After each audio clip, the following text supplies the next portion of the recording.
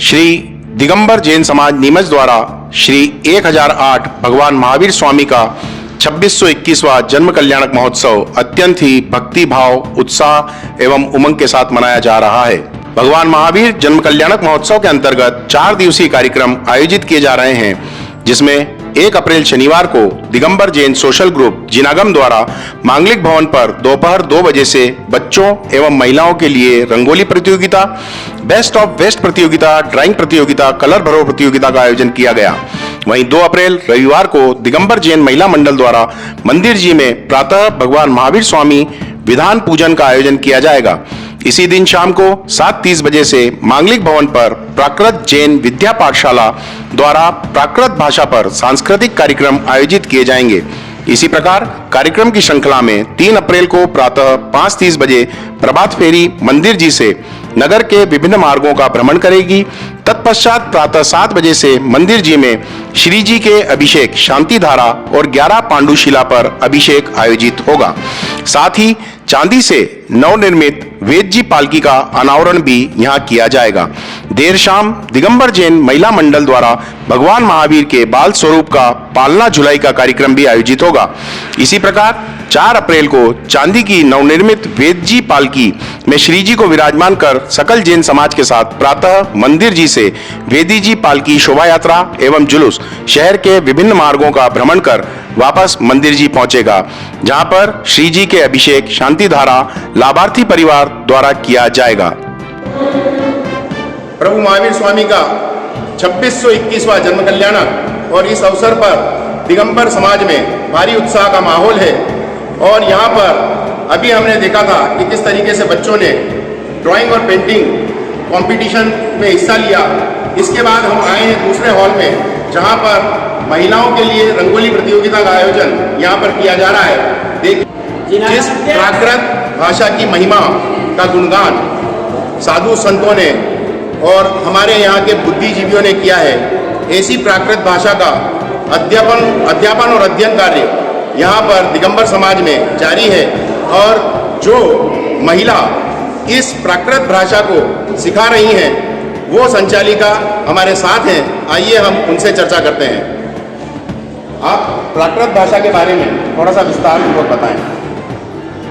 जैसा कि हम सब जानते हैं कि प्राकृत भाषा हमारी मूल भाषा है। अन्य सभी भाषाएं प्राकृत भाषा से ही निकली हैं और हमारे प्राचीनतम ग्रंथ जैन ग्रंथ प्राकृत भाषा में ही लिखे गए हैं। यदि हमें उन्हें समझना है, उनका सार जानना है, तो इसके लिए हमें गुरुदेव कहते हैं भाषा का ज्ञान होना बहुत आवश्यक है। प्राकृत पाठशाला की स्थापना मुनिश्री प्रणम्य सागर जी महाराज के आशीर्वाद से हुई नीमच में।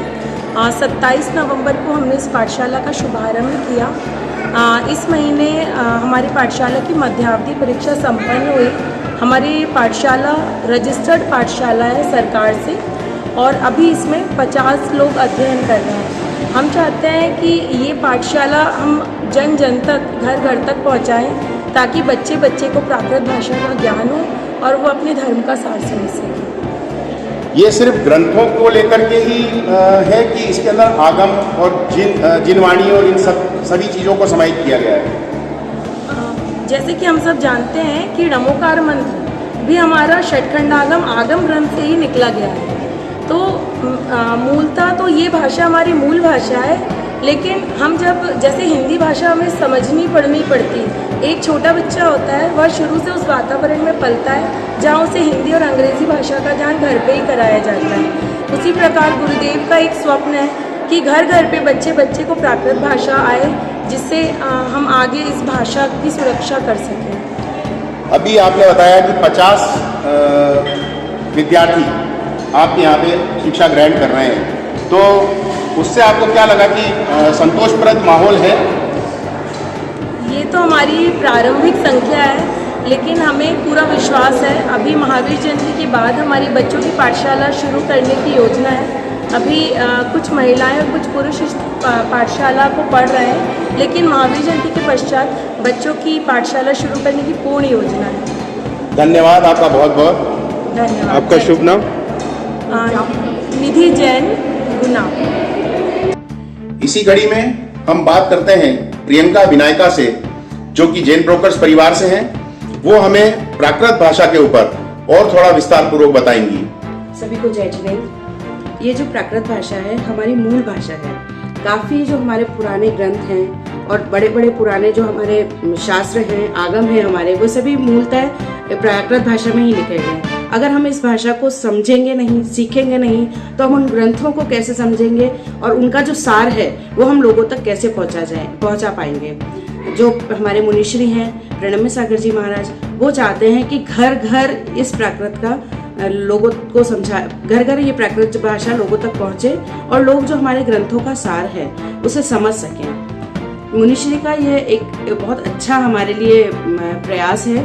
वो चाहते हैं कि घर घर मतलब लोगों तक ये भाषा इसलिए पहुंचे क्योंकि जो भाषा प्राचीन भाषा है, अगर हम उसको समझ नहीं पाएंगे तो हम अपने ग्रंथों और आगमों में क्या लिखा है उसको भी नहीं समझ पाएंगे। क्योंकि हमारी जो ये युवा पीढ़ी है ये आजकल इस जो प्राकृत भाषा है इससे बिल्कुल वंचित हो चुकी है। उन्हें इसका कोई ज्ञान नहीं है। जैसे संस्कृत धीरे धीरे विलुप्त होएगी, ये प्राकृत भाषा विलुप्त हो चुकी है, वैसे ही संस्कृत भी विलुप्त हो जाएगी, हिंदी भी विलुप्त हो जाएगी। तो हम उसको आगे कैसे बढ़ाएंगे? तो हम ये चाहते हैं कि अगर इसका ज्ञान होगा, इसको समझ सकेंगे लोग, तो फिर वो इस प्राकृत भाषा को भी सीखेंगे, उनके ग्रंथों को भी पढ़ पाएंगे और हमारे धर्म को समझ पाएंगे।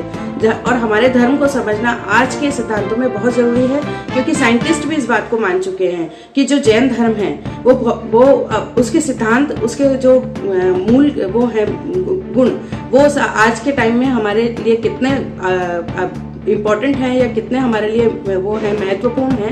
क्योंकि पूरा विश्व इस जब इस कोरोना की त्रासदी में है या यूँ कहिए कि युद्ध की त्रासदियों में है, उस टाइम सभी ये चीज़ प्रार्थना करते हैं कि ये अहिंसा हमको मिले, अच्छे बिल्कुल शुद्ध भोजन हमें खाना है, घर का खाना हमें खाना है। तो यही जो है हमारा जैन धर्म हमें सिखाता है।